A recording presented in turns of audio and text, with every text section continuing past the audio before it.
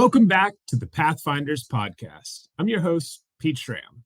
We're going to dive into the career journeys of great people with exciting paths. Our conversation is going to align with the methodology of Pathfinders. We're going to talk about career maps of our guests. We're going to talk about their personal board of advisors, right? What were the skills, the achievements, accomplishments, fun stuff along the way, and who were some of the people that helped guide them. We call this the Personal Board of Advisors, PBA, multiple mentors. So this podcast is going to be shared on LinkedIn and the other podcast platforms. As you're listening along, please add a comment, maybe add a question.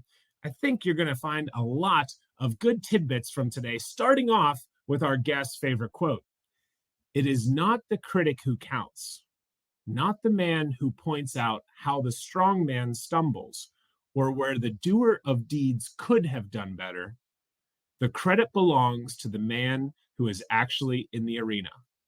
Teddy Roosevelt, you guessed it. So this is one of the favorite quotes of our guest today, Rob Mercuri, currently serving the residents in the 28th District with values instilled in him during his blue-collar Western PA upbringing, including integrity, hard work, and transparency.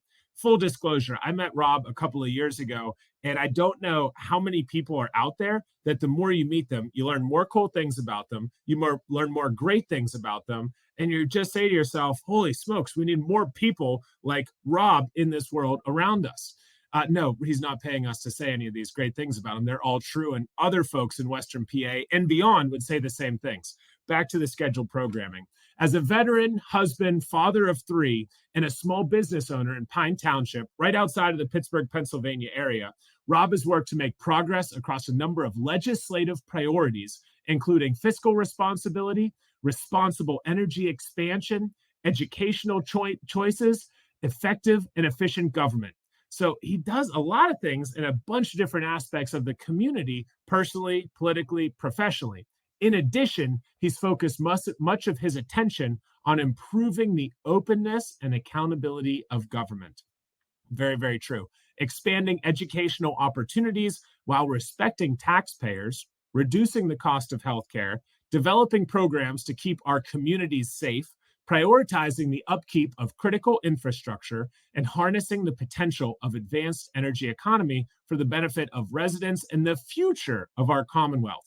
Okay, so it's the where we were, where we are, and where we're going. This guy is trying to help us in all aspects from that timeline perspective as well. Before he was running for office, Rob attended U.S. Military Academy, West Point. He deployed to Baghdad as a member of an embedded military training unit, returned with a captain's rank and a Bronze Star medal. He got his MBA from UMass Amherst and then worked for two major accounting firms before going to PNC, back in the Pittsburgh area. Thanks for coming home, Rob.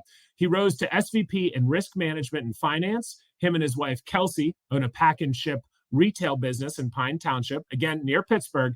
And in his service to his community, he served as a member of the board of the YMCA, U.S. Congressional Advisory Board, and the American Corporate Partners, which is a nonprofit that helps connect veterans with their careers after their military experience. Rob, hopefully you talk about that on the show a little bit today. Rob lives in this area again with his wife and three school-age children where they're active in their faith community. Can attest to that one as well. Before we bring Rob up onto the show, I know you're dying to meet him and hear more of his story, and I can stop talking. Fun fact is that our guest today can also juggle. Rob, welcome to the show. Thanks for joining us. Hey, Pete, it's an honor to be with you. Thanks so much for having me. Of course. So the way we start this off, there's a bunch of different ways it's going to go today, but to kick things off, get rolling, what did you want to be whenever you grew up? Well, I've had the amazing privilege and honor of serving our great country. And when I was in 8th grade, I met a young man who had moved into our school district and whose dad was a West Point grad and a lieutenant colonel in the military. He was working for CMU at the time, Carnegie Mellon. And I thought that was the coolest thing. He told me all about West Point, the military rigor and, the honor of attending. And that became my goal as an eighth grader after I learned about that opportunity of going to West Point. And it was the service and the military career afterward, but I became enamored with that lifestyle and the discipline, and I really wanted to do it. So I worked hard for the next 4 years and was able to get an appointment for my congressman and joined the class of 2004, June 29th, 2000. And it was something that I'll never forget. Wow. Can you talk to us a little bit more, Rob, about what it means to go to West Point? How difficult is it to get in there, and what's that process? You mentioned lifestyle, discipline. It's not for everybody. So if some of our listeners are maybe aspiring to apply to West Point, or, if they choose another service academy for some reason, what does that process look like? What are some things to be doing? Or maybe if, we have a friend of the family or a child that's aspiring for this, what are some things to be thinking about? Yeah, it's a great way to start a career for kind of a high achieving academic person who is also interested in athletics and leadership and service to the country. Army, Navy, Air Force, and Merchant Marine and Coast Guard all have academies, and the legacies of these academies, rich heritage with a lot of pride. And the great thing is it's an all-encompassing education, Ivy League quality. You have all of the major sports programs at these schools, and they're federally funded, and you get a full tuition and scholarship ride. And then you've got an obligation afterward for 5 years in the service that you choose. However, you can also go on to a full career. And so, most of our notable generals and admirals in history, including U.S. Grant and General Douglas MacArthur and Dwight Eisenhower, all went to West Point. And those admirals went to the Naval Academy. And so there's this great history there of service to our country and accomplishment.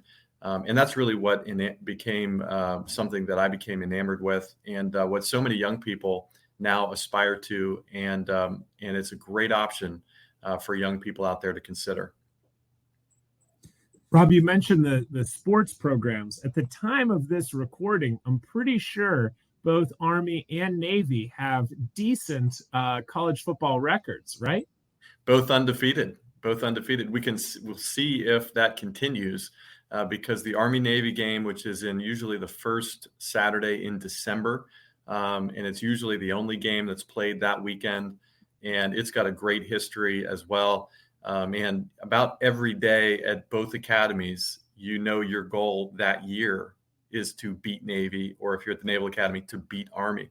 And so even into my professional career now, something that always breaks the ice in mixed military company is to put out a good, go Army, beat Navy into the crowd. And it's a rivalry that's a lot of fun. And the reality is we root for each other and we pull for each other every other day of the year to be successful, in combat operations or military service. But that one day a year is a fierce rivalry, and it goes back to the earliest days of the academies. I think it's pretty powerful that you can have fun with it, and you're still going to cheer on your roots and where you came from. But you said it right there. Every other day of the year outside of that game, and even just those couple hours that you're playing, right?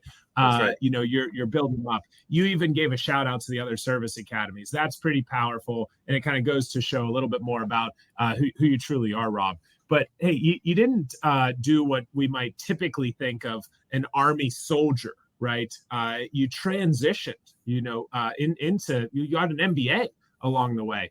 So talk to us a little bit about that transition and what that was like for you, kind of leaving the service. And did you work before you went to the MBA? What happened in that step? And then we'll get into some of the finance after. Yeah. So, to be honest, that was my goal. It was what I wanted to do. I was lucky and blessed to be able to do it, to go to West Point. But as soon as I got there, the rigor of it, the intensity of it, the discipline of it, it was good. It was what I wanted. But I also knew that it wasn't going to be for a career. Part of the reason was my senior year of high school, I met my high school sweetheart, now my wife, Kelsey. And we decided, we wanted to get married after college and start a family and be rooted back in Pittsburgh. And so that was something that I did not anticipate or expect when I was in 8th grade, deciding on what I wanted to do. But it certainly Rob, changed. that wasn't on your career map from a couple of years ago. Okay, we're It gonna have to wasn't, go but back and have a look at this. but I would definitely encourage listeners to, build family into, their planning, because like, gosh, it's been the most rewarding aspect of my adult life is, getting married, beginning our family, and being a dad to our 3 kids. And, I think the balance in a career, and Pete, I think you know this well, that you've got to find ways to recharge and to, continue to be inspired. And for Kelsey and me, our kids inspire us every day to work harder and do what we're doing for our community, and also for, the companies that we work for. So that's an important part. So that created a dynamic where I made the decision that I was going to get out of the military after 5 active years. I did serve in the reserves for about 2 years after that in New York.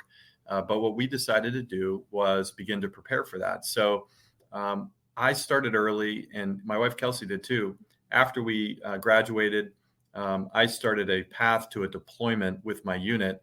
But first, I did some officer basic training after the military academy. And during that time, I was able to take the GMAT. And my wife Kelsey took, I think, the equivalent for a non-MBA, GRE, I think it's called. And those, we did that right after graduation, really, from our bachelor's programs. Kelsey went to Duquesne, and that just gave us options. And so then a couple years later, I decided that, I wanted to pursue a career in business and finance. And so I applied to some business programs while I was in the military. And I was always kind of preparing for what that next step was. And so in the military, knowing that I wanted to get out and begin a career in business and finance, I had the GMAT because we had done that early. And so I applied and got into UMass Amherst. They had a nice remote program. And so that worked well with my military service. And actually, I completed the degree during my second deployment to Iraq. They had internet cafes. I couldn't always, I wasn't a full-time student, but I was able to get some credits in. They gave me a nice scholarship while I was over there. It was like a service scholarship, which was very generous. And I was able to complete that. So in 2009, I was able to kind of graduate from UMass with that MBA. And then when I was searching for my next career and that first step in that next career, I had the MBA credential, which was helpful. So in 2009, you had two professional graduations, it seems. Talk to us, Rob, for a moment about the classes you took at West Point, at UMass Amherst, and some of those skills you developed. Time management, prioritization. Those are kind of the table stakes with everything you had going on. But were there specific classes that you took with you into the work at the accounting firms, into PNC, into political office by chance? Yeah, absolutely. I mean, some of the core classes that I took in high school, I had a great calc teacher, translated well. A lot of my classmates struggled with, the math department at West Point. It was very rigorous. But I kind of flew through it because I had these great teachers in high school teaching calc. And so that helped. And with time management and discipline, you nailed it, Pete, in the military and at West Point, they account for every single minute of every single day. And you really learn a time management skill set that I think would rival, any other college experience for sure. And it creates a great amount of discipline at a young age. And one of the ways that they do that is they give you responsibility very early. So your plebe year, you learn to follow. And so you don't have as much responsibility for other people. You learn how to manage yourself and be disciplined in your duties. And you learn to stretch yourself. They have a slogan there that, you might be a high school hero, but you're a West Point zero. So you start out at zero, and then you have to build back up. And by your second year, which they call your yuck year, you have responsibility for one other person. You are a team leader for one other person. And really, you're a mentor to that person, and so you share everything that you've learned with your plebe when you become a yuck. And so you start to build in this mentorship capability, which is kind of beginning your leadership path. And then you grow in that. So every year, in your cow year or your junior year, usually you get a squad, or you might get a platoon of soldiers or cadets. And then by your senior year, you're a cadet lieutenant or a cadet captain, and you could have 100, 150. You might have a battalion of 500 under your supervision, which is quite amazing at 22 years old that you're going to have that experience. And so those leadership lessons were incredible at West Point. On the academic side, lots of good content as well. I think that the practical lessons of West Point were most remarkable and worth mentioning. And one of the practical courses that I benefited from during my MBA was a graduate level course in Excel, Microsoft Excel. And that translated really well to the first profession that I had in business and finance, which was a consulting job with Ernst & Young. And they demanded right away that we kind of earned our stripes by helping with project management and helping our clients, which were big banks in New York City. And I was surprised to the degree that those big banks operate on the back of Microsoft Excel, whether it's, simple project management or, downloading a CSV file for upload into a major part of the bank's customer management program. Like, Excel was a really important skill set. And some of the folks that I worked with at Ernst & Young were like PhD level in Excel, and they could code into it and create little widgets that were even better than what I knew how to do. So that skill at the graduate level was really important, but it was a practical, very applicable skill. It wasn't theoretical macroeconomics. It was how to benefit from using Excel in your job. So, I'd encourage your listeners. Before you go to the next one, could you, everybody's going to be asking it this because we have a ton of Excel nerds and whizzes that listen to the Pathfinders podcast. Could you do Excel without touching the mouse? Yes, I would say yes during my peak days at EY, because it was looked down upon if you relied on your mouse too much, right? So you had to learn the keyboard shortcuts. I would say now, though, I've kind of lost the art. That's all right. The world continues to change and adapt, and I think that's probably another skill that you were able to build on and develop over time. I cut you short there. One or two other classes you wanted to touch on, or keep moving? I would keep moving. I think that, the practical education, that graduate level was something I wanted to note. Everything else, you got to do well at the slate of classes, right? To get the degree, there's a purpose behind it. And whether it's econometrics or corporate finance, every one of those is selected by somebody who's been really thinking about this degree and topic. And so I think you have to navigate, even though it's hard sometimes to see, why you need to take those classes. There's important aspects to every one of them. So now let's talk about in the professional career. You're out of grad school now. You mentioned EY. You went to another firm, getting into PNC, making the migration back to Pittsburgh. Yeah, Rob, were there a couple of people that helped guide you along the way? Think of this as the starting points of your personal board of advisors. Let's just talk about who these individuals were that you might have gone to for advice and guidance along the way. Where'd you find them? Who were they? What kind of advice did you seek out from these folks? Yeah, I love how you phrase that personal board of advisors. It's something that has helped me throughout my career, and I've never thought of it as my personal board, but I love that characterization. For me, it was the moment of transition, right? So we talked about going from the military into the business and finance sector, started at EY, and the advisors that I began to have were the friends that I trusted and that I looked up to, peers of mine, but also those that were one or two steps ahead. But I started with those friends, college roommates, who were also navigating a very similar kind of parallel path.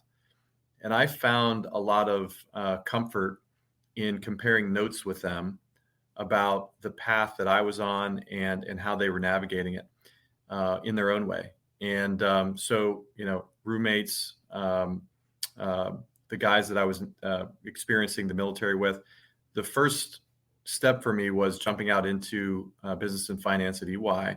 And I definitely compared notes with those gentlemen as I was heading out into those interviews and then had the offers on the table. And then the transition point from EY back to Pittsburgh came with a company change for me as well. So we knew we wanted to get back to Pittsburgh. I mentioned that before. But the way to do that from the role that I had wasn't clear to me initially. And it was a friend of mine that I would call and compare notes with on our career paths. Kelly Lanfear is his name, good friend. And he had he did his MBA after the military. And so he did a full-time program. But I called him and I said, hey, we have this desire to start a family back in Pittsburgh. We're in New York now. We love the career. It's going really well, but how do we have both, right? So we decided to consider and take an offer from PwC back in Pittsburgh, PricewaterhouseCoopers. Same line of work, based in Pittsburgh, so we could move the family, and accepted kind of a little bit of a jump in pay and a jump in role. So it was great win-win. But what I was concerned about was moving around too much, right? From career opportunity to the next one. And I didn't want to be too jumpy, right? So Kelly was instrumental in counseling me. And he said, you know what, Rob, as you're navigating, he said, there's no reason from my perspective why, as long as you can explain your path and the drivers behind it, then it makes sense. And so, he was able to counsel as I was, debating the right time to be with EY and in New York, and whether it was okay to move home and into that next role. And then there were folks who were that one step ahead. So my partner at EY was a good friend, West Point grad as well. And I shared, our desire to move home to Pittsburgh with him as well. And he saw no reason, that it wouldn't work out well. And he counseled me to, take the job, and it's worked out well since. Okay. Do you keep in touch with the partner or Kelly or some of those college roommates to this day? We do. Actually, we've got a 20-year class reunion at West Point coming up this very weekend. And I haven't seen Kelly in at least 5 years. And he and I deployed to Iraq together as well. So there's a lot of commonality and affinity there. And so I'm excited to see him and check in. And he lives in Oregon, so we don't get together very often. John Sabatini, who's the partner at EY, he actually moved to PwC as well after I moved to PwC. And so we stayed in touch for sure. That's right, trendsetter. And that's kind of how it works. So we run into each other every now and then. Very cool. Rob, we're going to get into a little bit of what you're up to in a few moments, but let's first talk about the future aspects of your career map. So we know that the career map, we break it out, past, present, future, and then we look at the jobs and the titles. We look at the skills. We talked about both of those a good bit, the accomplishments and achievements, and then some of the education and certifications, and also the personal and fun stuff.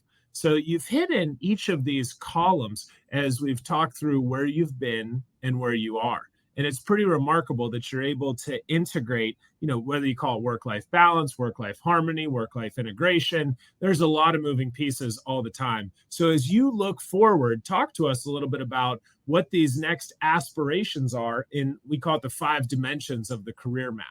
Yeah, absolutely. For me, it's been kind of an evolution, Pete, as I've navigated my career and what I wanted to do, right? So you start with that desire of, hey, what do you want to do when you grow up? You talked about that. And then you move into you're doing it, and how long should you do it? Where do you want to go from here? For us, as I mentioned, it was a family driver that had us back in Pittsburgh and out of the military.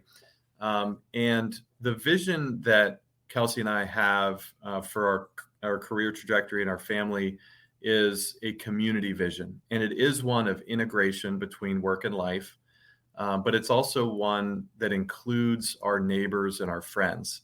And so and I didn't mention my PNC Bank transition, but PNC Bank came after my time with PwC, and was a great period of time. And what I loved about the role with PNC is that it was zero travel. I was home every night. It was, a bank headquartered in Pittsburgh. And so I really felt proud to be working for a great Pittsburgh company, for local Pittsburghers too. They lived in the South Hills, they lived in the North Hills. Everybody was kind of homegrown. It was great. And that was a nice harmony that I hadn't had, during my time in the military or my time with EY and PwC. All of those environments were either national practices or New York based or, global war on terror, right? So it was changing my perspective back to a local community. And I think that the experiences that I had in the military, 2 deployments over in Iraq, looking back at the United States from Iraq, and realizing what we have here and how special it is, that even created a greater urgency and desire for me to relocate back to Pittsburgh and to contribute directly to our community. And so all that to say, our vision is local, it's community, and it really is kind of family centric, and then out to friends, neighbors, local business, and it includes the public sector, the political space, because those are all interconnected in our great society here in America. And so we decided to start a business locally as part of that journey. We opened a UPS store in our hometown, in our community, kind of right where we live, work, and shop, in our local, next to our local shopping center. And so that's a short commute, right? But I was going downtown to Pittsburgh to work at PNC Bank all the time. And so we opened this local business, and we would come in and out of it, right? We had a manager and we had employees there, but we would occasionally, do a Saturday or a holiday there to give the employees a break. And it was nice to have this just 5-minute commute. You're in your local town, you see your neighbors, they're your customers, and you're creating value right there. So we love that local integration. It helps with work-life balance. Now our kids work at the UPS store, and we're integrated as sponsors of their sports teams and all kind of stuff. So there's a lot to like about that integrated local community vision. And I also decided to run for state representative in 2020 when my predecessor decided to retire. And I'm glad I did, because we had COVID hit shortly thereafter in March of that year. And I decided to resign from PNC Bank and commit fully to running for office. And then COVID hit. And so it just became that much more local and urgent. Our local business friends were shut down, and I got to advocate for them and try to get them reopened and the assistance that they needed. And then, we ran and won a primary and a general. And then, I took my case to Harrisburg and worked on legislation there regarding emergency declarations and the local economy, a lot of that stuff you read at the beginning. And so that's been really rewarding too. But we doubled down on the community vision, is my point, Pete, is, that integration between, what we do at home, what we do in the community. And I was able to take that, earn the votes of the community, and make a difference in Harrisburg. And I think we want to take it one step further. That's right. Right. That's right. We've not had many politicians on the podcast, and up to this point, I think all the listeners right? We're, about 29 minutes in, and we have less than 4.5 hours to go before we wrap this one up. So thanks everybody for staying with us and continuing to be on this journey. But Rob, talk to us a little bit about this election coming up. At the point of us recording it, it's before the election of 2024. But talk to us a little bit more about what to look out for. And, if somebody's kind of thinking about, hey, is Rob Mercuri the guy for me? What might you want them to be aware of or know? Yeah, thanks, Pete, for teeing that up. So I talked about the journey, taking the vision to Harrisburg. We're proud of a lot of what we accomplished there in Harrisburg. Decided to continue the journey to expand the ripple effect of our community vision to include the congressional district. So I'm running this year for U.S. Congress to represent the good people of Western PA in Congress. And, the election as we sit today, Pete, is 3 weeks away, and folks are voting already by mail and with early voting. And so, the vision that I have, that Kelsey and I have been cultivating of community first, that forces us to find common ground. A big reason why I'm running is because we've seen so much partisanship on the edges of both parties, where you're vying, only to further your particular vision of the country, whether it's far right or far left, and to kind of beat the other side over the head with a club, proverbially. And what I want to do is unite the country, is bring us back together. There's common ground I've found on every single issue. When I go to Harrisburg, I meet legislators from the most rural part of Pennsylvania, whether it's Blair County or Fayette County. But I also meet good people and legislators from the most urban part of the state, whether it's Philadelphia County or Allegheny County or Reading, PA. And every single one of them was elected by their neighbors to represent their district to the best of their ability, to do one thing, to help improve lives of people and families. And that's exactly why I do what I do. And what I found is that because everybody has that shared vision, they want to improve lives, there's common ground on the most divisive issues. So it's my job as a legislator, as a representative, to find that common ground and then hammer out, a piece of legislation that moves us forward. So that's what I plan to do in the U.S. Congress. It's a bigger group. There's 435. There's 203 in the state legislature. But I know there's good people from, rural Kentucky, and there's good people in urban Los Angeles. And we got to figure out how to be Americans together, or, the country is going to continue to kind of be torn apart by these partisan differences. But once we figure out how to do that, and I think this is the cycle where we have to figure that out, I think there's exciting things ahead, Pete. And you talked about this at the front. It's about our past, it's about where we are, and it's about where we're going. Where are we going? There's so many exciting things about where we're going. The technology that we're using today to do this podcast wasn't around, 5 or 10 years ago when I was coming up through EY and PwC. And the technology that we will have in the future, whether it's AI solutions, autonomous vehicles, point-to-point robo-taxi, which eliminates the need for mass transit, right? You can take grandma to her appointment, or you can go to the show. She can take herself at that point. Yeah. Take herself. That's what I mean. And that's just the beginning. And it's not just technology, though. It's the good people of the United States of America doing what we do best, which is work hard, innovate, and care for each other. So we got to get back to that. And I think we can. And that's what I mean. My slogan is leading us forward. And that's what I want to do. So, everybody's got to get out and vote. And that's how we change this country. Just taking a note. All right. So, Rob, I have only two more questions for you, and then we're gonna wrap up.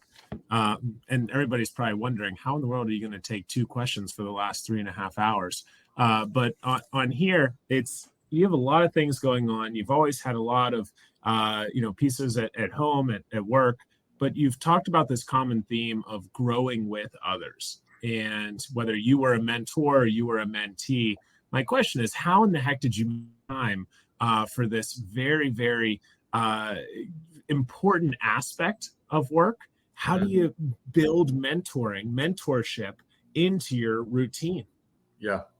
I'm a big believer, Pete, in the fact that good leaders and great leaders, they care about legacy and they leave things better than how they found it. And, that requires a focus on others. It can't just be about your vision or where you're going or your career, because at the end of the day, you reach a point where you can no longer do for yourself one more thing. You need a team of people who believe in you and your vision and that you're pouring into, that are getting something for themselves in their own career out of what they're doing. We're doing today, our UPS store, our state legislative work, my congressional campaign, and running a family of 5 of all busy people, including senior in high school, a 9th grader, and a 6th grader, right? So those are, like, the math doesn't work if it's just me and Kelsey doing all that. So we rely on amazing first-class teams of people that are helping us get all that done and doing it at a high level. And that takes prioritizing mentorship and caring about their careers. So we have just worked it into our daily routines, that we speak into others, we check in with our teams, we make sure that roles are well defined, that the leaders are, defining the mission and the goals, and then clearing up any ambiguity. And we're constantly trying to learn and better ourselves from a leadership management standpoint. So we like two-way mentoring too, where we check in and say, how's it going? What could I do better? What could you do better? And let's cooperate and graduate whatever we're doing. So that's kind of how I think about it. On that last piece, we like to add to it a little bit more, build upon. It's hey, what should I start, stop, continue, shift? I ask you, you ask me. What should I start doing, stop doing, continue doing, shift the way that I'm doing it? So love the idea of the two-way mentorship.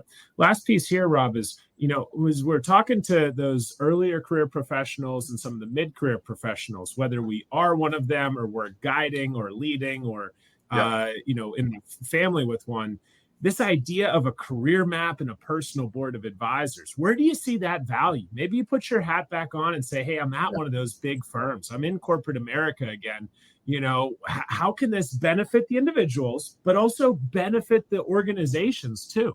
Yeah. Well, it's I think healthy organizations are full of healthy people. And if you are doing the type of mentorship and the career mapping that you're talking about, you're going to be that much more healthy. And so I think, the organizations should be, to be healthy, encouraging their members to do that kind of thinking. And, my experience has been that when everybody is finding fulfillment in their job, they come to work with a better attitude and more enthusiasm, and your end result will be more productivity for the organization you're working in. And so all of that connects, I think, to the idea of having that team board of advisors where you're always thinking about where this career is going. You're in mentorship relationships constantly, and you're bettering yourself, you're sharpening the sword. And ultimately, I think having a vision for where you want to go and what your life wants to look like. Kelsey and I do family goals, and they go across every category. It's marriage goals, it's parenting goals, it's financial goals, it's professional goals. And we articulate, and we look at it at least once a year and we make tweaks. We try to look 15 years out. And that makes sure that everybody's on the same page, and that we don't have regrets about where we end up, when we're 50 years old, and that we're accomplishing what we set out to do. All right, so we might have to have a follow-on episode where we just you're driving the show, talking to me about the family board and how we can take it from the workplace back to home. Rob, one quick fire question because we're running short on time here, and I want to get to the recap. Is there one book that you're always recommending to people, or a favorite book of yours? I think I heard a few references to one in particular, but I'll add that one. What's the one that's your top of mind for you on the recommendation list? So many books, but I would just point to, if there's only one, John Maxwell, 21 Irrefutable Laws of Leadership is a great place to start. Got it. All right, Rob, thank you very much for actually, that was nobody else has shared that book yet. I don't know if you knew that. Awesome. So that's one, adding it to the Pathfinders book club. That's great. So Rob, we're going to go through a little bit of a recap here, knowing that you're not okay working with an organization or an entity that has more than 3 letters in it, right? From EY to PwC, PNC, PA, USA. There's a common theme along this one. So it really has come a long way from 8th grade when you got exposed to West Point.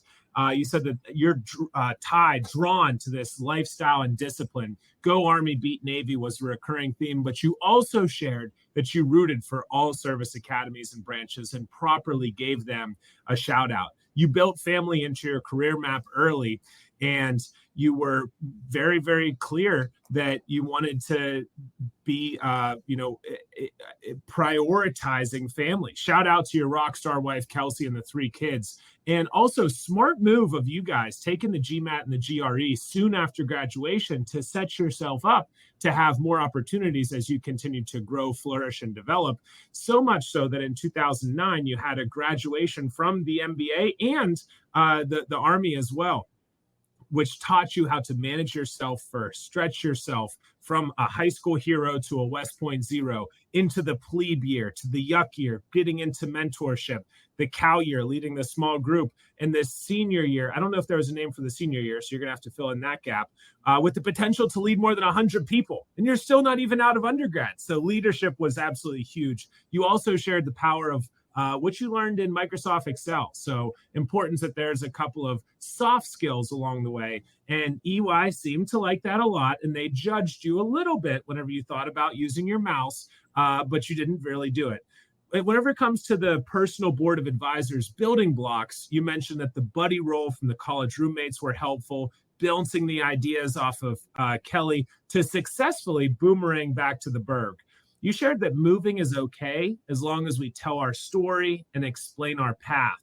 You had the mentorship and champion board seat fill from the EY partner as you transitioned into PwC and eventually to PNC, living with, working with, and growing with the greater Pittsburgh community. You really do walk the walk and talk the talk with your local integrated community presence, also owning and operating the local UPS store. And we were fortunate in the region, COVID came and rained down upon us, but you were able to get right into office and help drive some of that positive change in the House of Representatives, now running for U.S. Congress. You shared that partisanship is unnecessarily tearing us apart. So let's bring the country back together. In closing, you shared that great leaders aspire to leave a legacy, creating healthy people which are able to live a fulfilled job and life. Mentorship matters. Having a career map early is critical.